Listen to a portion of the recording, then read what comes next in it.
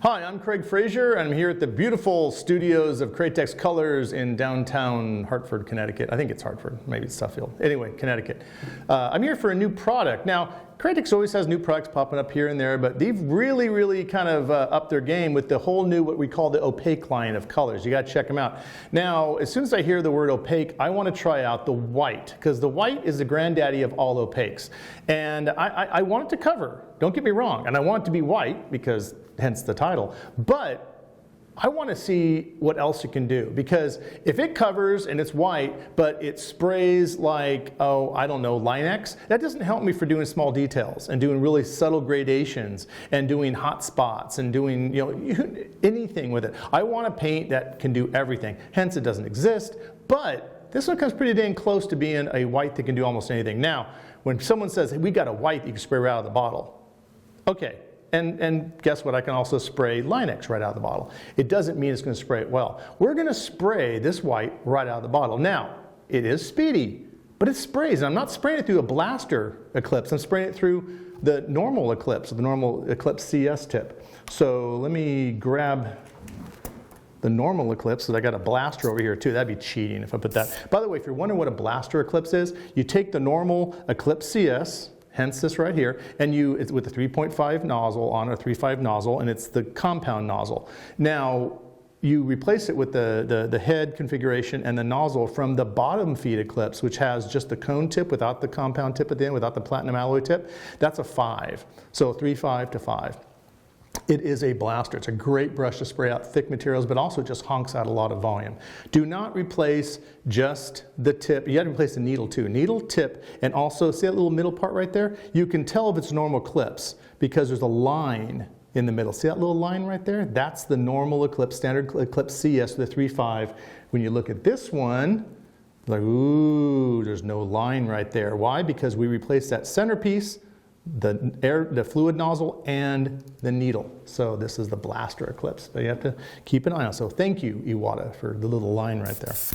It makes our life a little bit simpler. I used to just put tape around the back when I would jerry rig my other ones. So I got this nice and clean, and I'm going to go right from the bottle to make sure you know I'm not cheating.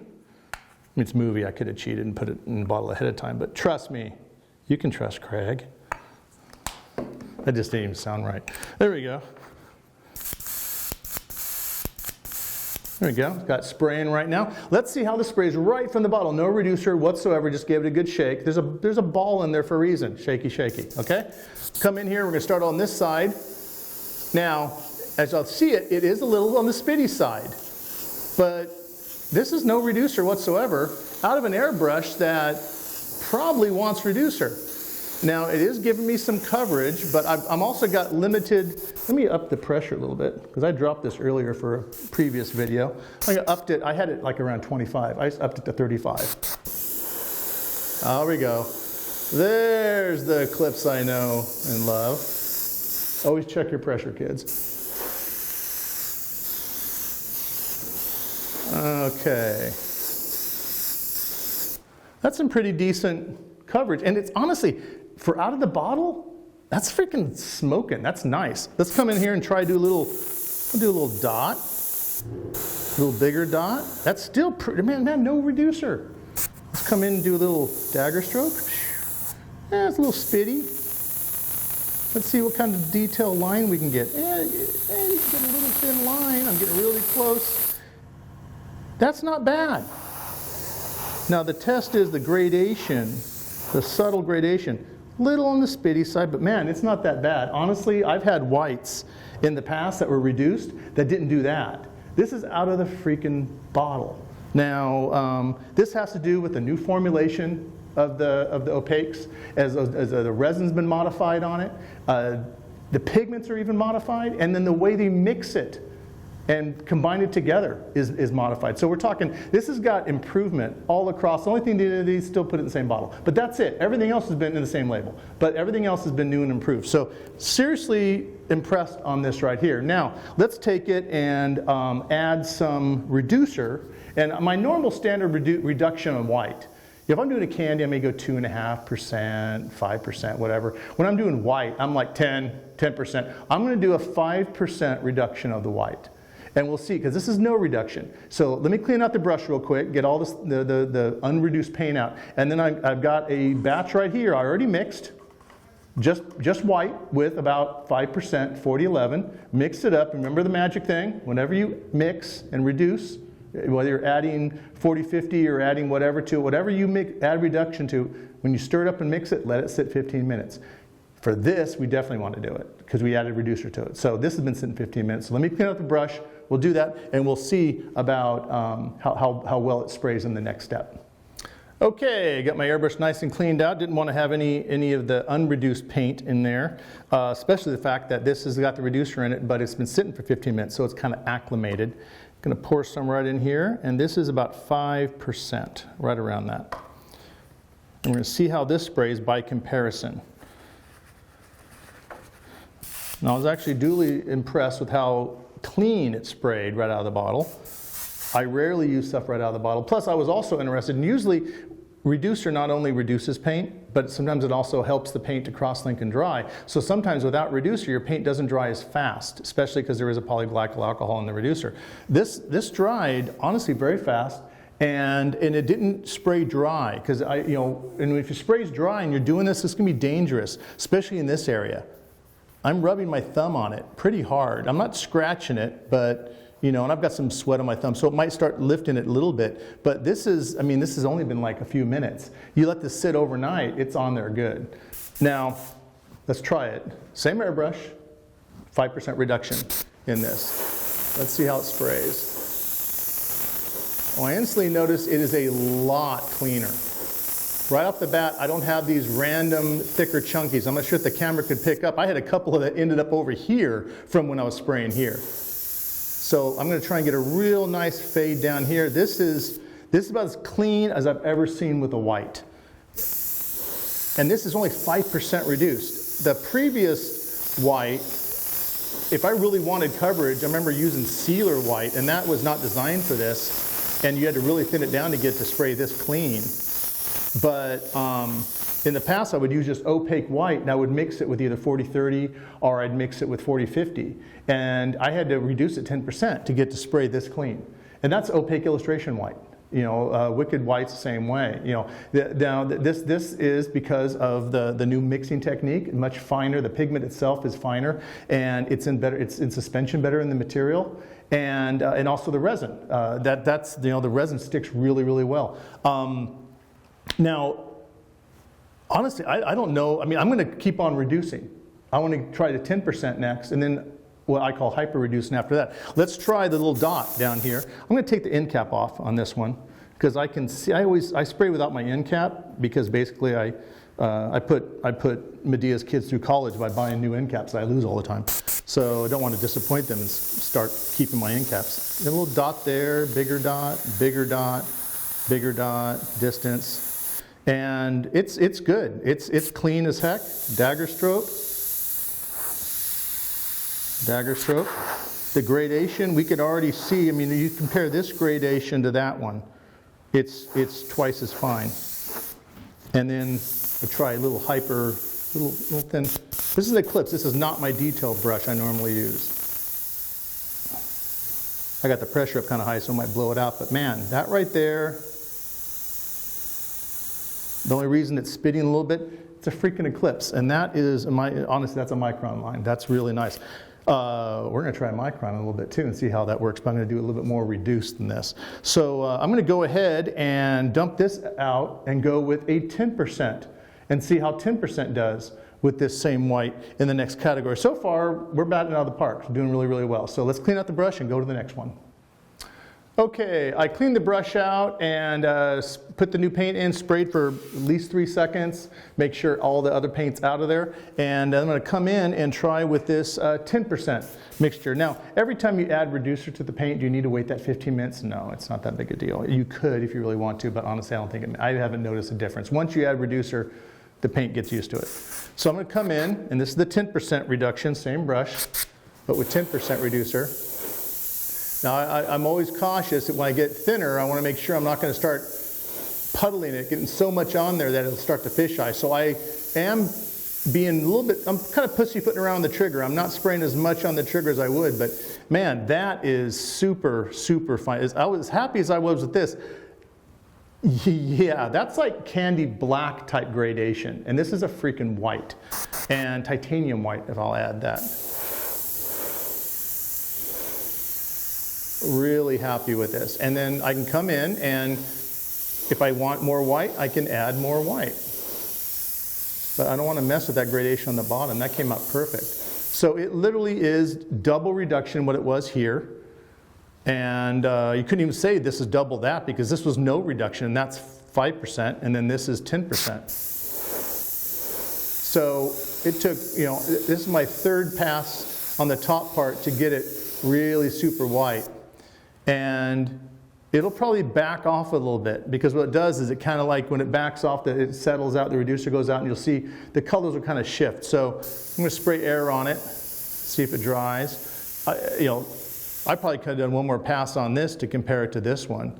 But this right here, look at the color. No, I shouldn't say color, I should say value since it's white. But look at the way the white is here compared to the white is here. It's brighter here, because I didn't want to honk too much paint on here without any reducer. I'm layering on. By reducing it, you're able to actually atomize and distribute the material, the pigment, more efficiently. So instead of just being piled on, it's going on and filling all those little gaps. That's why that appears whiter than that, because this went on there and you can still see in between the gaps. I probably had to do another coat. One more coat would have taken this. 4 coats of this, and it's whiter than without reducer. That shows you how when you thin something down, you're allowed to get the extra pigment into those little nooks and crannies that gives you true opacity. True opacity is not just shoveling on pigment. True opacity is efficient transfer of material onto the surface with as little mill thickness as possible, which is funny. Is I got 4 coats here. I bet you this paint is actually thinner than this layer right here without reducer, but with better coverage and brighter white. So we're not losing our white. A lot of whites, when you add too much reducer to them, you know what they do? They'll reactivate. And this right here is not powder coated. This is a painted blank. It's got a sealer on it, black sealer. So a lot of them, even with the sealer, they get too much reducer on there, it'll start pulling some of that black pigment up, or any color you have underneath there, into the white. That's the danger of it. Plus, it'll also start migrating. When you get so much reducer in there, it starts migrating the pigment away from the resin. And then you've got resin that holds things down, and pigment that just has nothing to hold it down anymore, and it'll just come off. So the danger is masking. You get something so thin, it looks great, you put masking tip on, it's like, comes right off like dirt, nothing at all. Because that's what it is. Pigment without resin is dirt. It's not on your surface. You better lock it down with clear. You can't even, some of these paints out there, when you spray them super fine, you can't even touch them, because you'll mess it up, But in this one, I'm really impressed with this right here. And that's 10% reducer, which is the minimum I normally spray all my whites at. Now, I'm going to take it even one step further. I'm going 20. I'm double downing. And I would never add 20% to my pure white without adding 40-50. Now here's the thing, we're going to add some 40-50 in this, and Craig Kennedy's probably cringing, you don't need it. Now I'll tell you why. 40-50 is a fortifying great, it's the UVLS system that's got and it's an aliphatic acrylic resin, acrylic-urethane. And what we've got though is the way that Craig's modified this new opaque system is that it's got that urethane already in it. Now it's a different system, but it's the very first system designed in a paint. The other ones were in clears, like the Scenic line was not designed for airbrushing. And the UVLS system is not a paint, it's a clear. So this is the first time that resin's been incorporated into a paint from the get-go. So we really don't need to add any of the 40-50 into this. It already has it in it. The reason I am going to in the end is I'm going to get this stuff so thin it's going to start coming apart. So I'm going to use it just as a fortifying agent. It's not necessary in early stages, as it would be if I was just using illustration white or wicked white, the normal old school wicked white. But in the end, when I'm going like maybe 40% reduction, I'll try it without, because this is going to be 20, this is going to be 40. I'm going to try it 40 without, and then I'm going to try 40 with a little bit of that 40-50 in it, and see if we can get what would literally be a white candy almost. So let me clean my brush out, and we'll go into the next one. Okay, we're at 20% reducer without any fortification, without any additional 40-30 or 40-50 or anything else in there. Just the new opaque white with 20% reducer added to it. I kind of forgot to do my little dots and squiggles. I was having so much fun with that. But we'll go ahead and do it anyway with the 20. I'm backing my pressure off a little bit just because it's going to be so wet now. I don't want to push it and move the material at all with the airbrush. So I've reduced my pressure down. Where am I at right now? Oh, I'm below 30 now. Before I was at 35. I'm like around 28 now, it looks like. So I'm going to come in.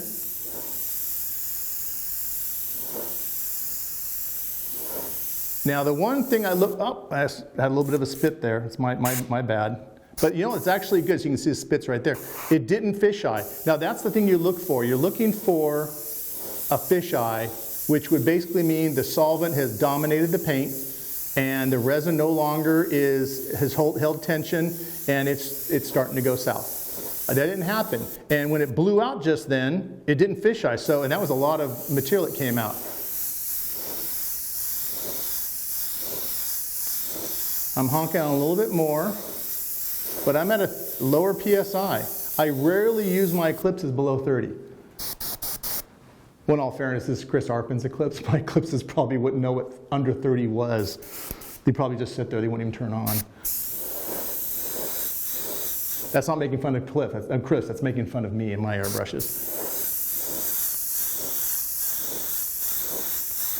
I'm really getting it wet now, kind of pushing. I want to see. I can see the wet. It's really wet here.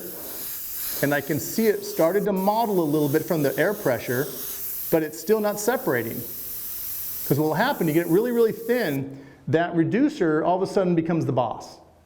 It's like, nah, get out of the way, pigment, get out of the way, resin, I'm going to take over the show and ruin it. And it'll start reactivating stuff underneath and puddling it and modeling. If you see modeling or texturing or weird stuff, you can create some really cool effects on purpose to do that. I call it watercoloring, which it was an accident at first, and it's like, hey, it looks like a messy watercolor. Well, that's what it was. So I'm going to spray just some air on there, because I can see at an angle, I can see the moisture content. But it's not affecting the look of it at all.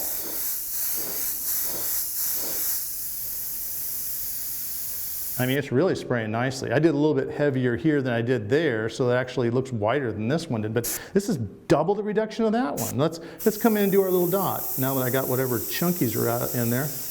Yeah, it's taking a little bit longer to build up a dot. But see, okay, I got this. Now, I do things called blowouts all the time. And you can do freak dots too. Okay, this color, we're talking, this is perfect for your custom freak dots. There we go, baby. You do this. And then you spray candy on top. This is 70s. Actually, you're getting a precursor. I'm going to have Freak Dots be one of the demos in the new special effects, Cheap Tricks and Special Effects program. Real big freak dot. That's like sea anemone freak dot. You keep on chasing it, the little dots around. Now, that right there is some next level stuff that normally you have to get with solvent-based paints with freaking retarder in them to get them to stay wet long enough, especially when you're blasting air at it. This is water-based, and I'm still was able to chase the lines to create that. Let's see what kind of small detail, see what small detail lines I can get with this. I got a little bit of a blowout there. Let me see. Start doing a line.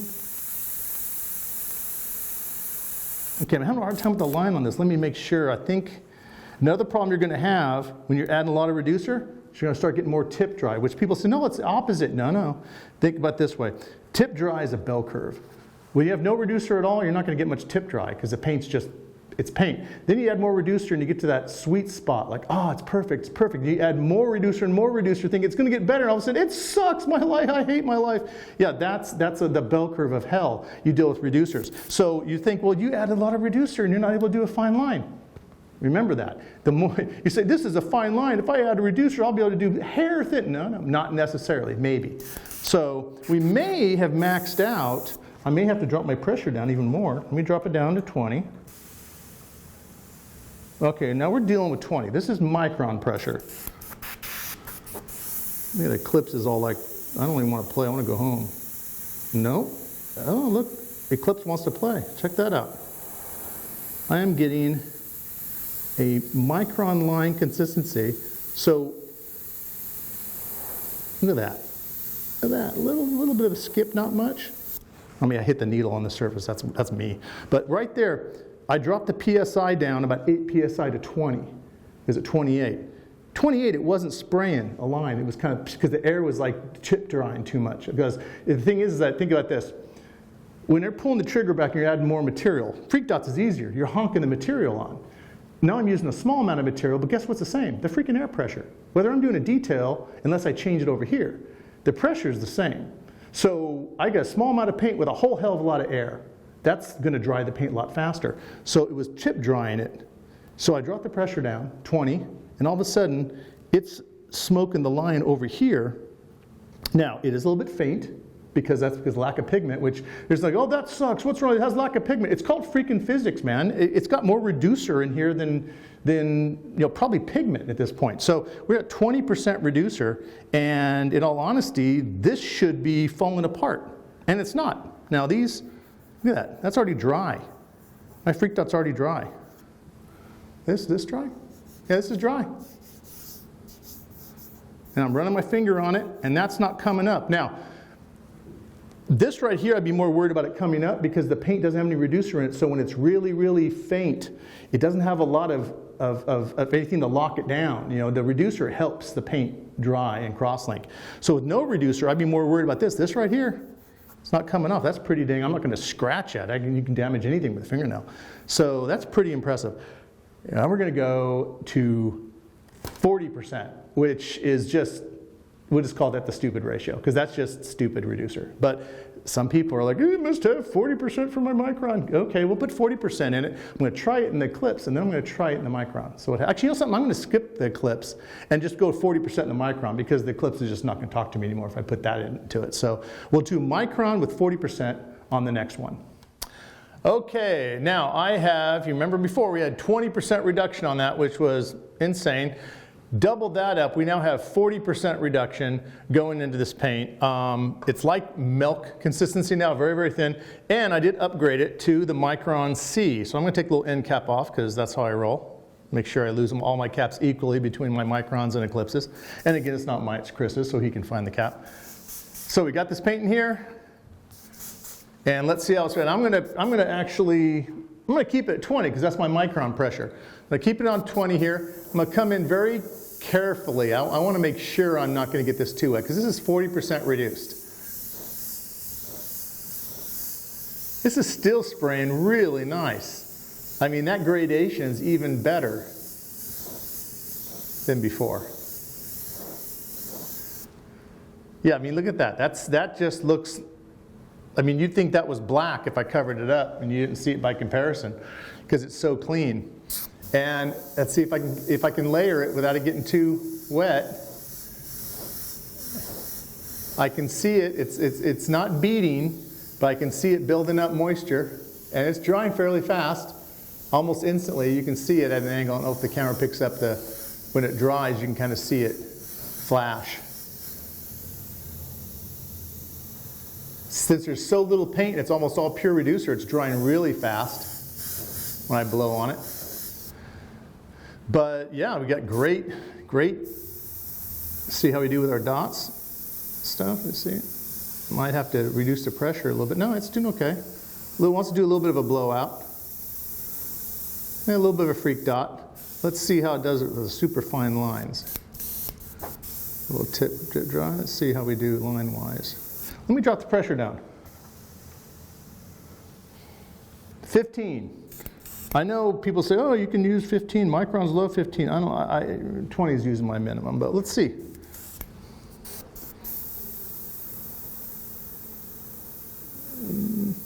You might have found, oh, here I got a little bit of a,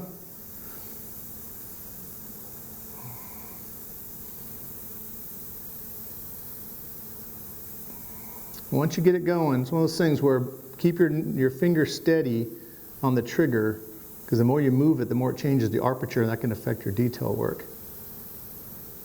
There we go, got that flowing. That's a pretty fine, decent line right there. But I think we're on the tail end of the ability of this paint because we got so much reducer in it. I'm still going to add a little bit more reducer. I'm going to add it right into here.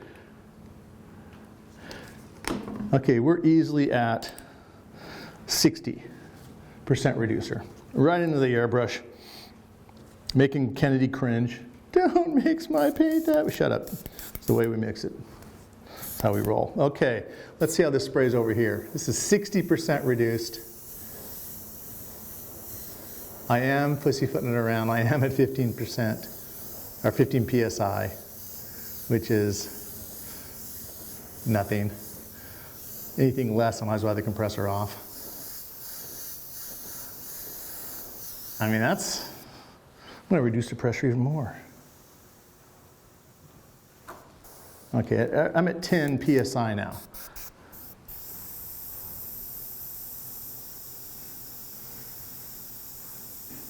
Now it's such a low psi, I can use one of those battery-powered compressors, and I wouldn't even notice a difference. And guess what? Look at it. It's digging it. Look at that. 10 psi. And then granted, is it as bright and white? No, of course it's not, because it's less, but I got that thin little micron line going on there.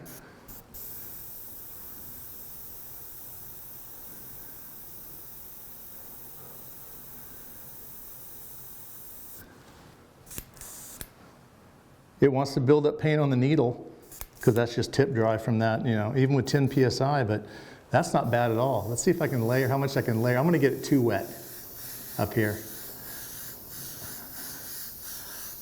Okay, too wet, what it should do, okay, you see it starting to model up here. I mean, 60 psi, that'd be 60 psi, 60% reduction. Still wants to dry. I'm not spraying right now, I'm just spraying air. I want to dry it and see if I can actually, so you got that model that you can see in there. I'm going to actually layer it carefully, see if I can actually get rid of the model. Because if you get modeling, but you can get rid of it with a couple more passes, then what does it matter? You just need to be careful. I got to crank this pressure up. I don't have enough pressure for it to dry. There we go. I'm back to 20. I'm not doing line work, just to dry this. And let's.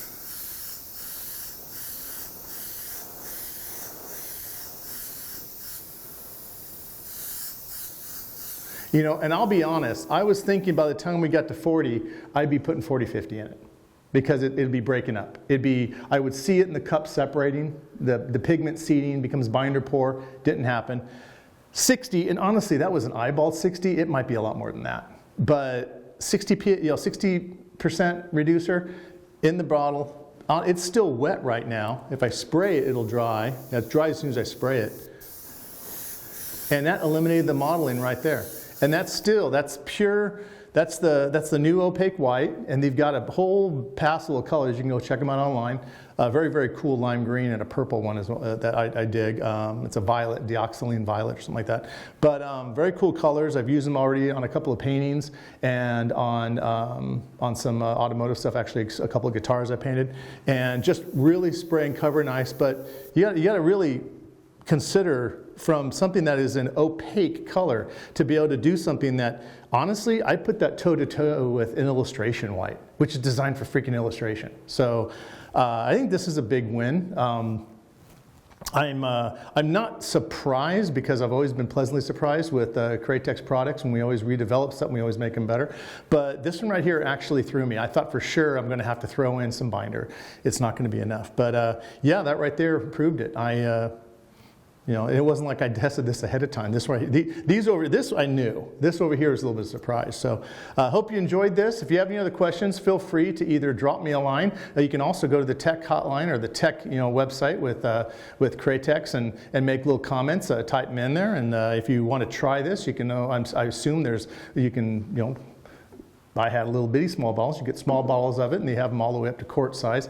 But give this stuff a try. And if you're using a lot of opaques, and by the way, being it's the Wicked brand, besides being automotive, because it does have that new acrylic urethane binder in it, it can be automotive. It can also work on leather. It can also work on textile. It can also work on wall murals. So we're getting really close to have a paint that can just about anything. Now, is this a candy? No, it's not. So I also say, just because we can make it go really, really thin, As a value shade, which is a black or a white, it can get really, really thin. But as a candy, this is still not a candy, which is basically a transparent dye. This is a ground pigment. So there still is a use for candies out there. It's a completely different paint system. But for a white, I mean, for any opaque, this is impressive. For a white, I haven't come across one yet that performed as well as this one. So that's about all I got to say about it. So the new Wicked Opaque White, check it out. My name is Craig Fraser from the beautiful studios of Createx Colors in downtown Suffield, Connecticut. I will see you next time.